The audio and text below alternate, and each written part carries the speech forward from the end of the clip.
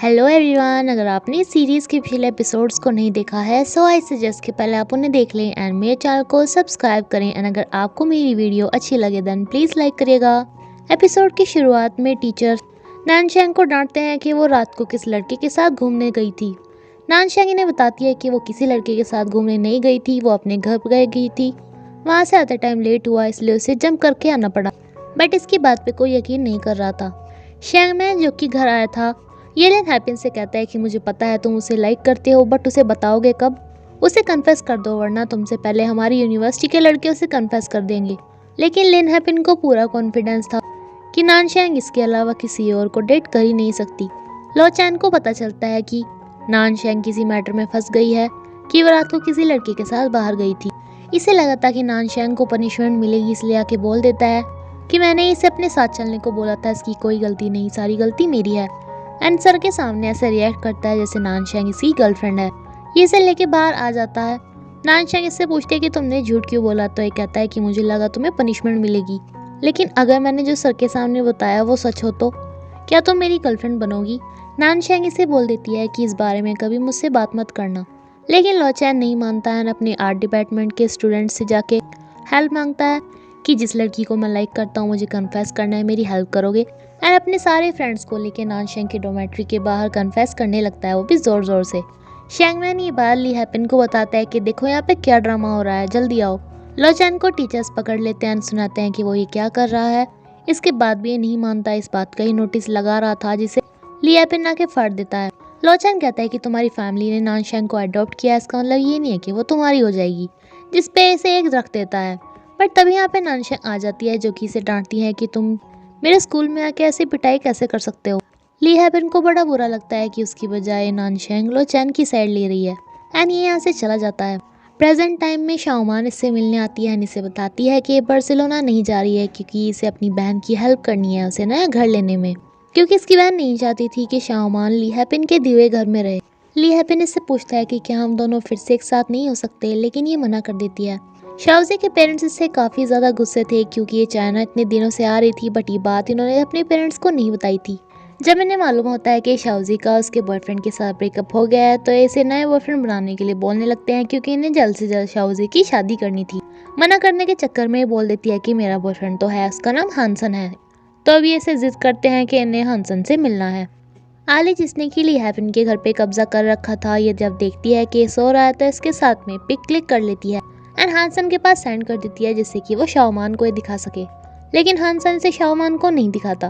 Next day जब ये पूछती है शाओमान से कि हानसन ने क्या तुम्हें कुछ दिखाया, एंड जब ये बताती है कि नहीं तो इसे काफ़ी बुरा लगता है।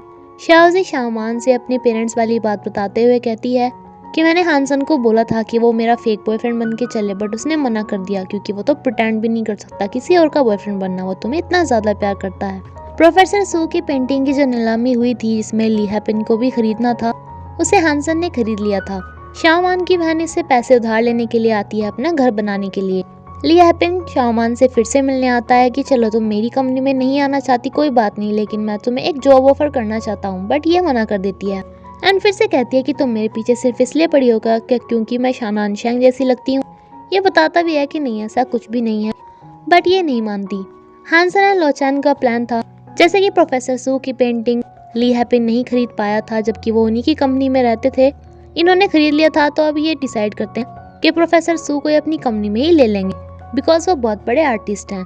जब शाओजी से बहुत ही ज़्यादा रिक्वेस्ट करती है तो ये इसके पेरेंट्स के पास जाने को मान ही जाता है।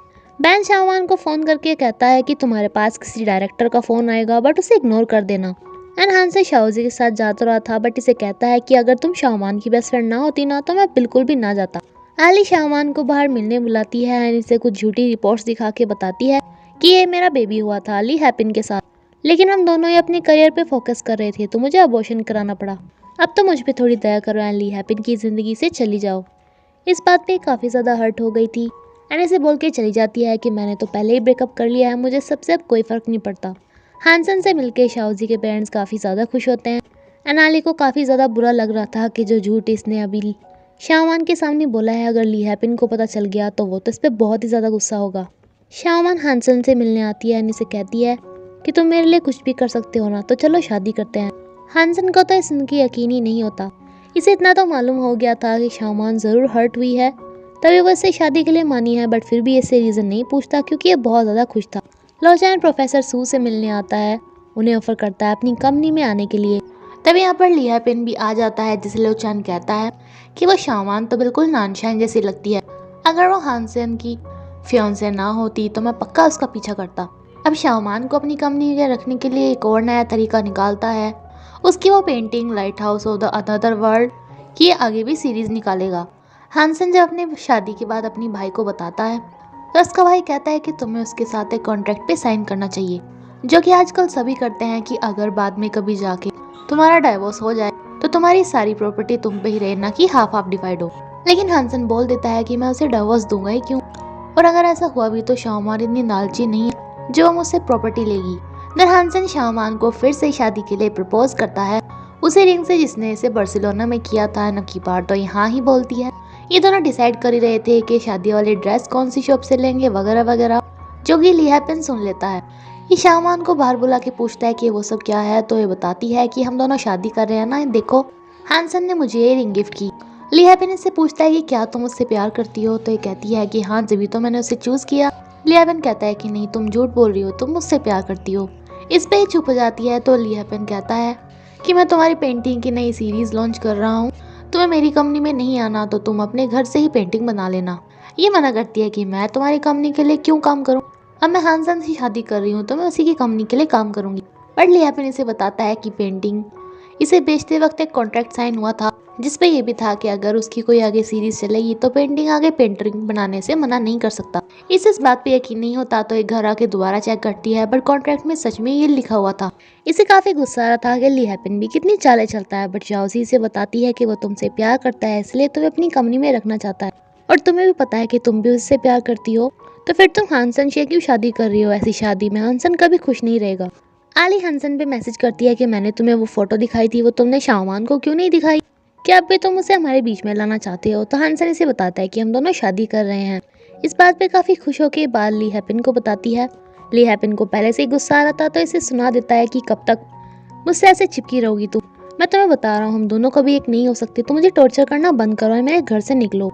ये इसे फिर से धमकी देती है कि अगर तुम ऐसे करोगे तो मैं मर जाऊंगी। तो ये भी कहता है कि हाँ ठीक है, तो फिर मैं ही मर जाऊं क्या। इसे ऐसी हालत में देखकर बेचारी इसे ही चुप होना पड़ता है। शाओजी को भी इतना पता चलता है कि इन दोनों में कुछ बहस हो रही है, बट ये नहीं कि क्या। इस बात को ये शामान को बताती है, तो शामान कहती है कि हाँ वो कपल है तो लड़ेंगे ही। शाओजी कहती है कि वो तुमसे प्यार करता है, तो ये कहती है कि तो क्या मैं उन दोनों के बीच में आ जाऊं। तो ये पता है आली ने उसके लिए अबॉर्शन भी कराया था।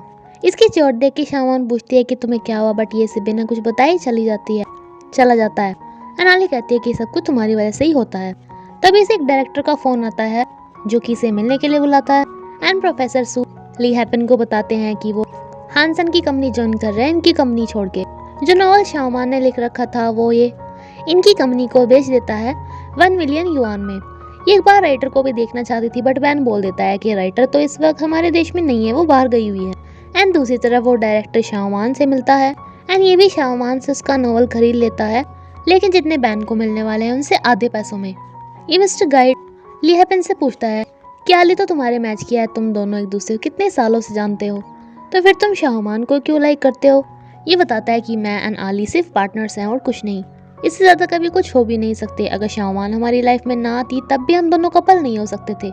इस बात पे से काफ़ी ज़्यादा गुस्सा आ जाता है। शाहमान के पास पैसे पहुंच जाते हैं, ने अपनी बहन को बताती है।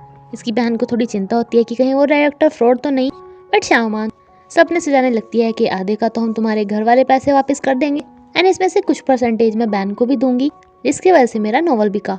एंड दूसरी तरफ बहन सोच रहा था कि अच्छा मैंने इस कंपनी को शाहमान से डायरेक्ट कॉन्ट्रैक्ट नहीं करने दिया, वरना मेरे तो बीच के पैसे चले ही जाते। इन सभी को पता चलता है कि आली गुस्सा तो हो ही गई थी, तो वो यहाँ से भाग गई है। क्योंकि जो 1 मिलियन युआन का चेक बैन को देके आई थी, इसने अपने किसी बॉस वगैरह से भी इस बारे में नहीं पूछा था, क्योंकि इसे बैन पे ट्रस्ट था। लिया पेन एंड बाकी सब ड्रेस आली को ढूंढने में लग जाते हैं। एंड दूसरी तरफ शाहमान हानसेन के साथ अपनी वेडिंग ड्रेस खरीदने आई थी, जहाँ लिया पेन की बात को याद करती है कि क्या वो हानसेन को प्यार करती है। 当然。 别骗你自己了，你爱的人是我。 एंड इसी के साथ ये एपिसोड यहीं पे खत्म होता है फ्रेंड्स। Thank you.